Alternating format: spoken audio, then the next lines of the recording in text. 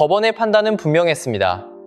문화체육관광부의 조치 요구를 부당하다고 볼 수 없고 그 요구가 재량 범위 안에 있다는 판단이었습니다. 이 말은 곧 협회 운영과 감독 선임 과정에 문제가 있었다는 점이 법적으로 인정된 셈이라고 볼 수 있습니다.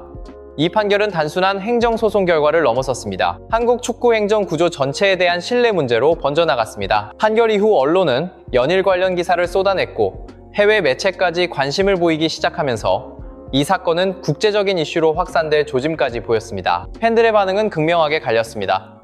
일부는 강력한 개혁을 요구했습니다.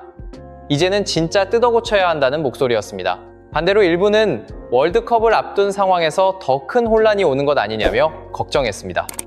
저 개인적으로는 이 두 감정이 동시에 이해됩니다. 개혁은 필요합니다. 하지만 시점이 너무 늦었다는 생각도 들기 때문입니다. 지금은 단순한 행정 문제가 아닙니다. 월드컵이 코앞입니다. 대표팀 분위기, 팬 신뢰, 협회 신뢰가 동시에 흔들리고 있습니다.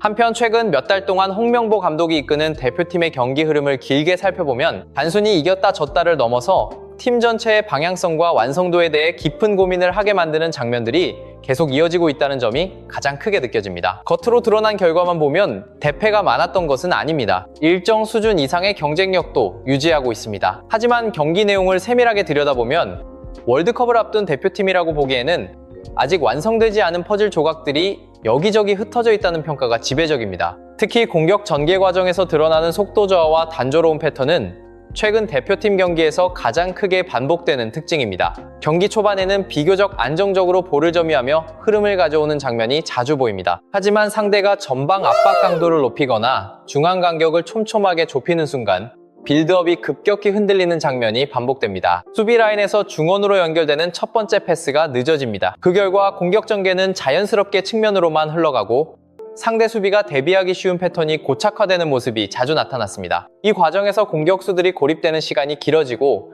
박스 근처에서의 창의적인 움직임이나 침투 패턴이 부족해졌습니다. 그래서 슈팅 숫자에 비해 결정적인 기회가 적다는 지적이 꾸준히 이어지고 있습니다. 또한 최근 경기에서 반복적으로 드러난 문제 중 하나는 후반 집중력 저하입니다. 전반에는 비교적 안정적인 경기 운영을 보여주다가도 후반 중반 이후 급격히 라인이 내려앉거나 압박 타이밍이 늦어지면서 상대에게 공간을 허용하는 장면이 늘어나고 있습니다.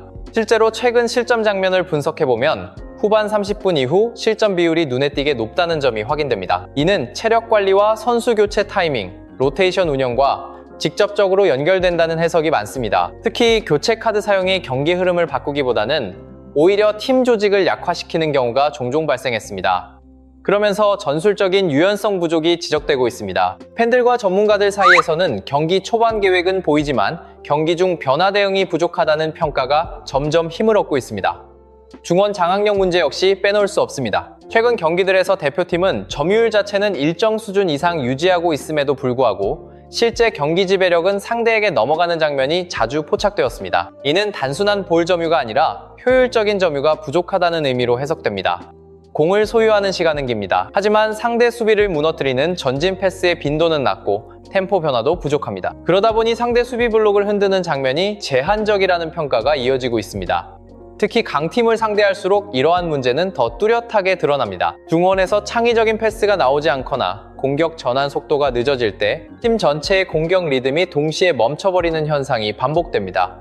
수비 측면에서도 구조적인 고민이 이어지고 있습니다. 최근 경기들에서 세트피스 상황의 집중력 부족은 가장 자주 지적되는 문제 중 하나입니다. 코너킥과 프리킥 상황에서 상대에게 결정적인 기회를 허용하는 장면이 반복되고 있습니다. 이는 단순한 개인 실수가 아니라 조직적인 커뮤니케이션 부족으로 이어진다는 분석이 많습니다. 또한 상대의 빠른 역습 상황에서 수비 라인의 간격이 벌어지고 중앙 공간이 비는 장면도 종종 발생했습니다. 그리고 이는 경기 후반 실점으로 이어지는 경우가 많았습니다. 이런 패턴이 계속 반복되면서 팬들 사이에서는 대표팀이 경기를 완전히 통제하지 못한다는 불안감이 점점 커지고 있습니다. 결과적으로 최근 대표팀의 흐름은 이렇게 정리할 수 있습니다. 큰 실패는 없습니다. 하지만 확신도 없습니다.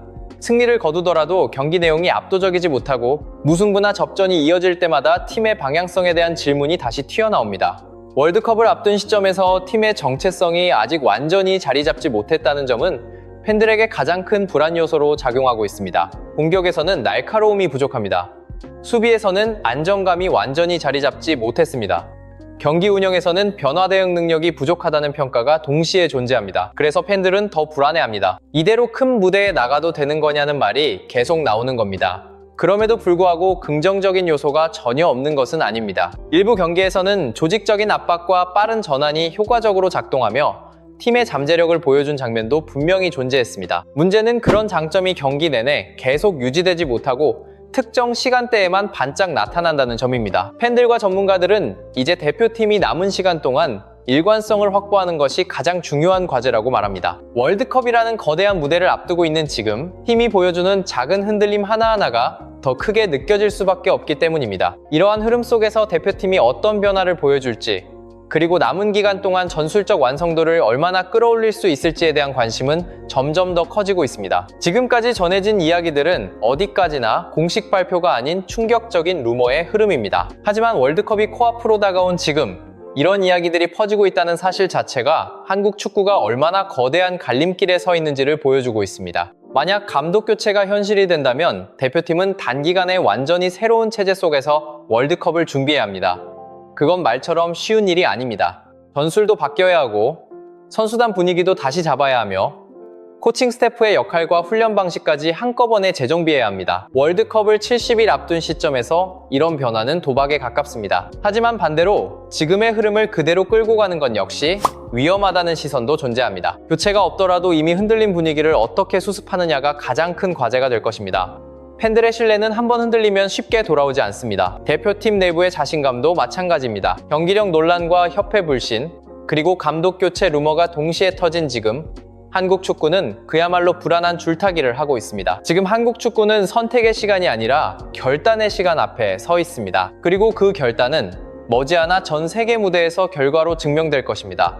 어떤 결정이 내려지든 그 결과는 한국 축구 역사에 오래 남을 수밖에 없습니다. 성공하면 마지막 승부수로 기억될 것이고 실패하면 돌이킬 수 없는 판단으로 남게 될 것입니다. 여러분은 어떻게 생각하시나요? 지금 이 시점에서 감독 교체가 필요하다고 보시나요? 아니면 흔들림 없이 기존 체제를 밀고 가야 한다고 보시나요? 여러분의 생각을 댓글로 남겨주세요. 앞으로도 가장 빠르고 뜨거운 축구 소식으로 다시 찾아오겠습니다. 감사합니다.